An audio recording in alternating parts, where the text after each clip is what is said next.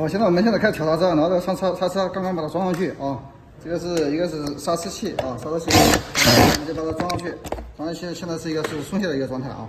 现在我们就是把它调的时候，把它这个刹车，把它是起到一个是刹车的作用啊，把它刹紧用手扳着，然后是把这两个螺丝给固定下来，把这边给固定下去，这边也是一样，同样的方法啊。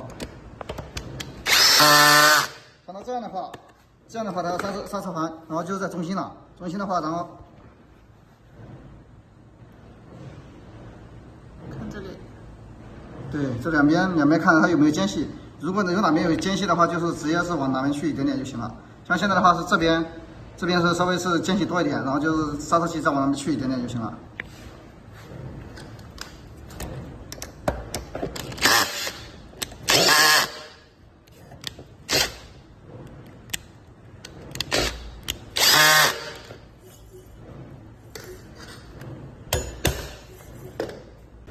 然后现在我们是看到它是，然后两边全部都有间隙哦，看到没有？然后两边都可以有，这样的话就是把螺丝锁紧。像这样的话，像这样就没有声音了，是不是？这样的话就是说明已经好了。好了以后，然后我们就开始调它的松紧度。松紧度的话，我们首先是先把弹簧上进去。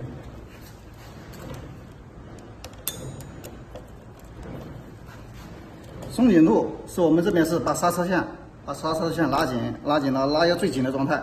把它最紧的状态，然后稍微松一点点，这样的话，然后是捏一下刹车是能刹得死，然后现在能刹得死，这刚好是1指的状态，是不是这样的话？然后再调整刹车，